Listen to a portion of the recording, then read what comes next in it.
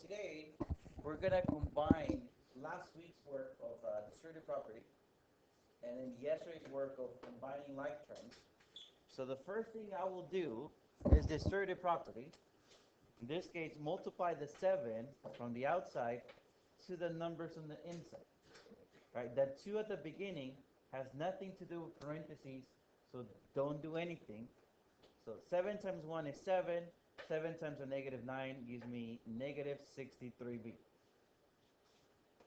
So get rid of parentheses, then combine your like terms. For those that with the letter, I'm going to get negative 63b, but then those without a letter, I'm going to get plus 9. Many people, like I said, a common mistake that I see is people combine the 2 plus 7 first. But technically, that's addition. When I distribute the 7, that's multiplication. Order operation says we multiply before we add. So don't combine the 2 and the 7 to begin with. You will get a whole different answer.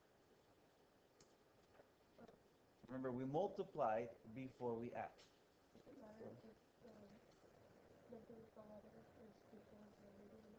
So, for now. So my answer for number 1 was negative 63 plus 9b, right? Those two terms, the order does not matter. Oh, plus 9. I think I got this backwards. So it was negative 63b plus 9. All right, so that was my answer. The order of the terms, remember, what I call term are those things we separated with a plus or minus. The order of the terms does not matter. So if you guys write negative 63 plus b or 9 minus 63b, right, you switch the order, it does not matter. Like any order is fine.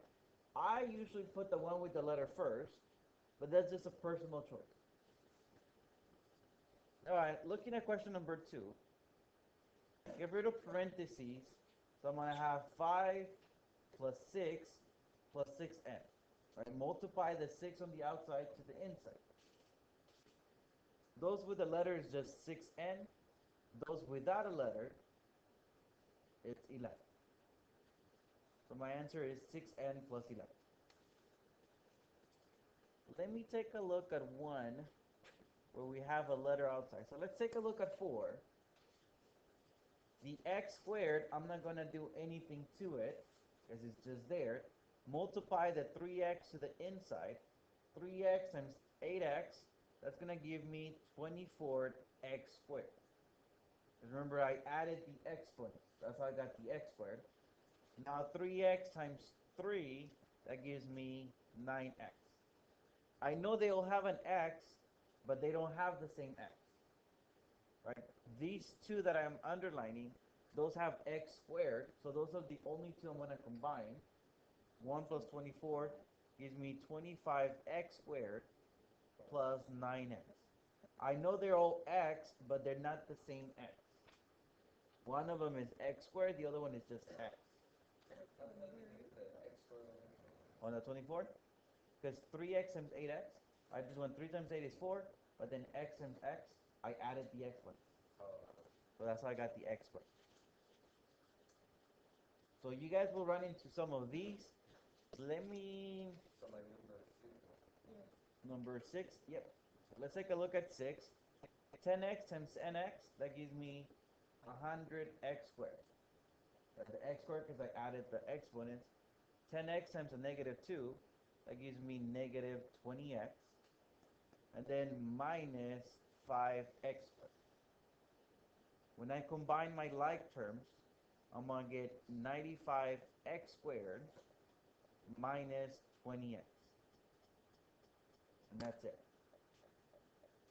So do the distributive property first, and then combine your like terms. All right, any questions? Which one? 3? All right, looking at number 3,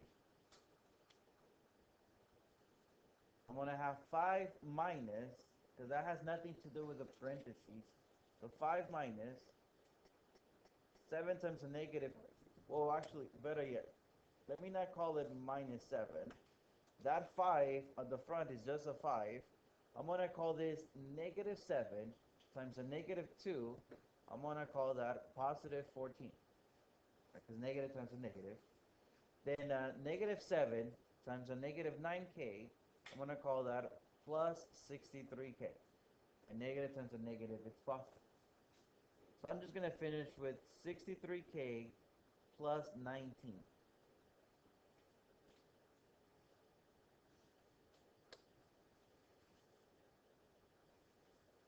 All right. Any other questions?